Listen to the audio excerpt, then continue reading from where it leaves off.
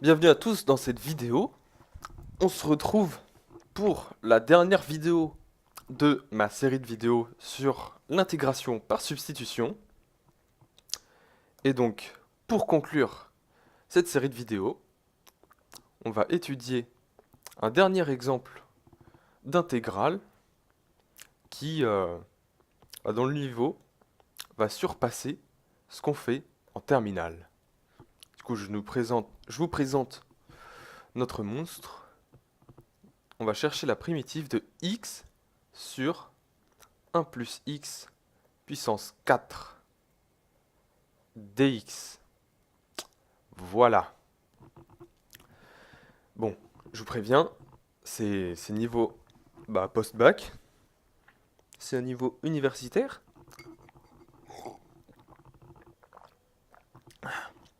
Du coup,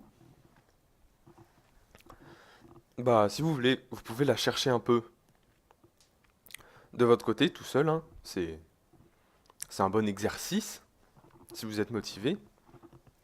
Mais bon, voilà, si vous voulez faire ça, faites pause dans la vidéo, car moi je vais commencer.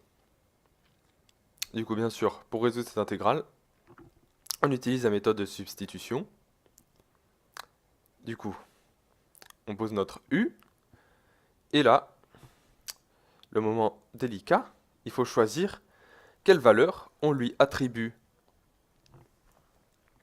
Ce qu'on serait tenté de faire, avec les habitudes qu'on a prises, c'est de dire u égale 1 plus x puissance 4.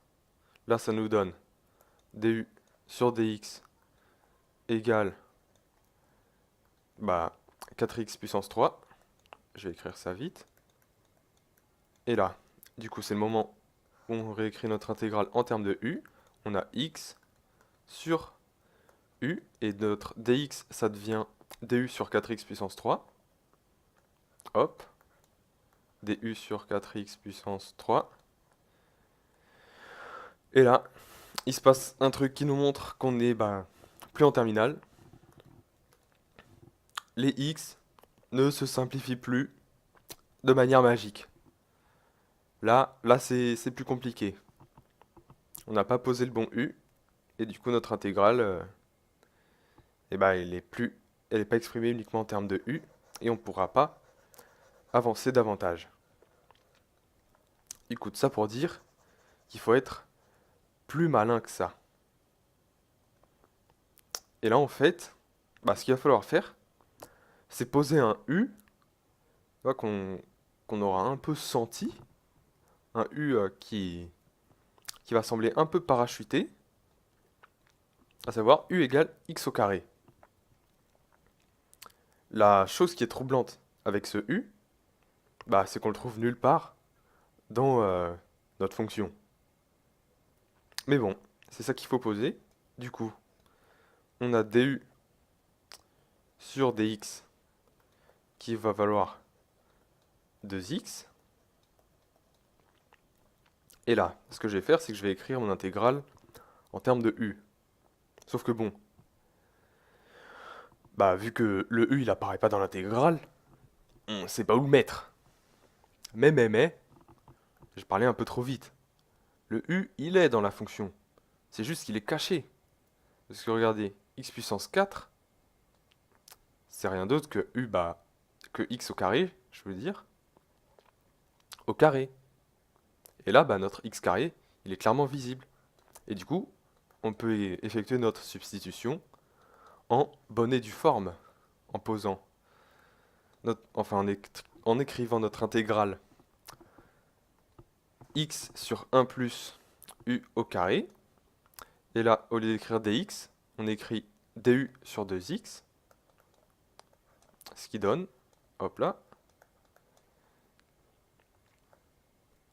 une nouvelle intégrale en termes de u, dans laquelle, ouf, les x se simplifient pour nous permettre d'avancer.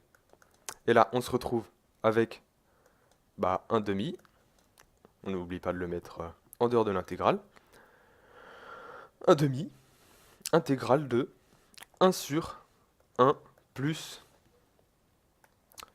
u au carré du. Et Et là, voilà. Normalement, bah c'est censé être fini. Là, on est censé tomber sur une fonction qui s'intègre les doigts dans le nez. Mais bah c'est pas tellement le cas. Parce que ça vous pouvez chercher, mais c'est loin d'être évident. Du coup, bah déjà c'est un autre signe qu'on n'est pas en terminale. Faire une substitution, bah ça suffit pas. Là on est là, et ce qu'on va devoir faire pour avancer, c'est faire une autre substitution. Mais bon, autant là, la substitution qu'on a faite, bah elle était à peu près trouvable en réfléchissant un petit moment quoi.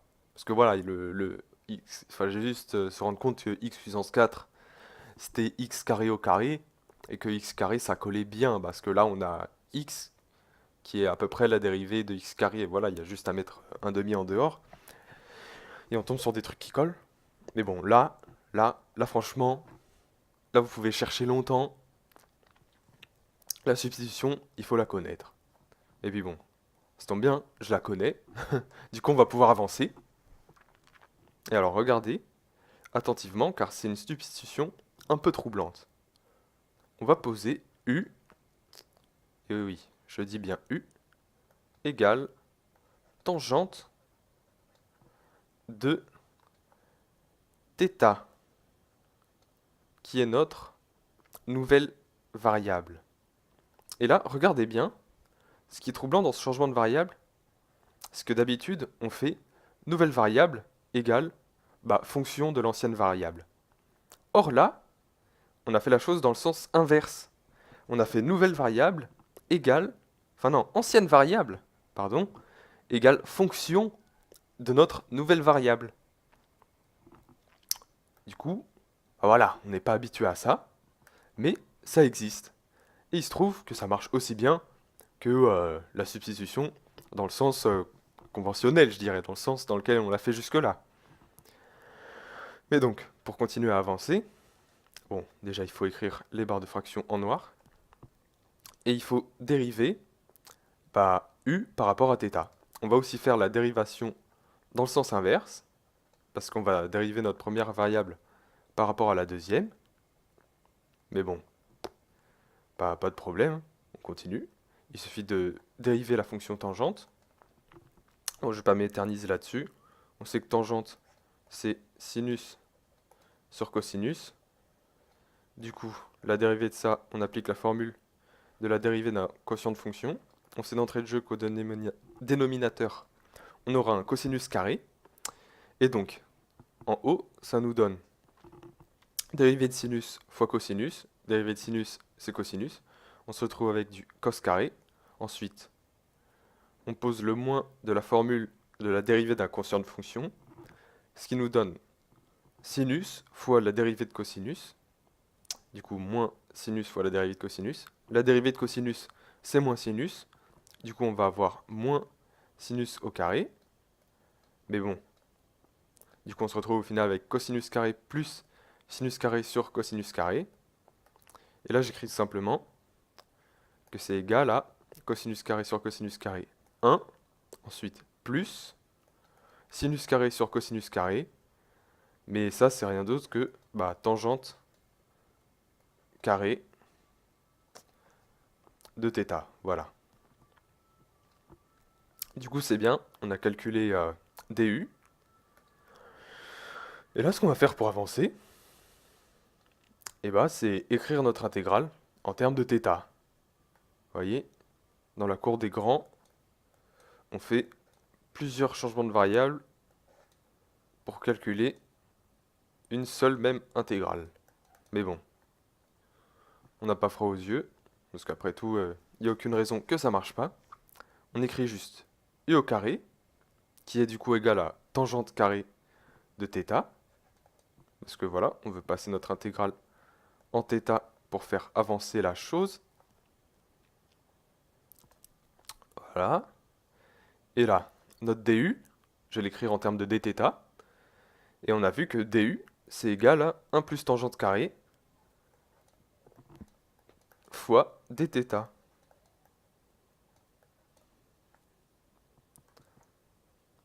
une fois arrivé là, et ben on assiste au miracle de la substitution,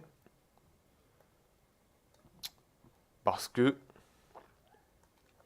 les 1 plus tangente carrée se simplifient. Et là, on se retrouve avec une intégrale très simple, à savoir intégrale de, tout simplement 1 dθ.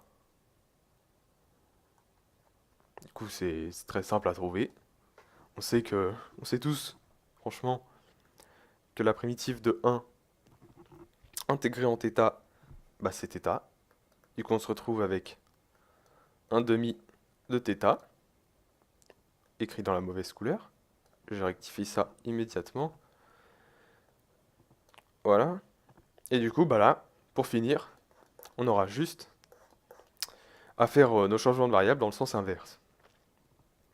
Mais donc, là, comme on avait posé notre changement de variable dans le sens inverse, il y a une petite étape à faire, parce que vu qu'on veut écrire θ en termes de u, il faut isoler θ, mais c'est pas très dur. Pour faire ça, j'applique la fonction arctangente des deux côtés de mon égalité. On a du coup arctangente de u qui est égal à arctangente de tangente θ, mais bon, les fonctions arctangente et tangente se simplifient. Du coup, on a θ tout court qui est égal à arctangente de u.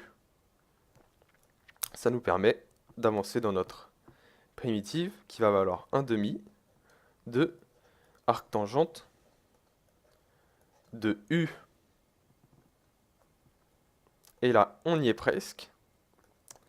Il va juste falloir retourner à notre primitive exprimée en termes de x, mais bon, rien de compliqué. U égale x carré. Ah, je déplace... Enfin, j'aimerais bien te remettre où t'étais. Voilà. Ok, attention. Le logiciel me donne des outils que je ne veux pas, mais bon, bref. On a déjà surmonté des plus grosses difficultés. 1 demi, on se retrouve avec 1 demi de arctangente de x au carré. Et voilà notre primitive. Voilà. On a fini.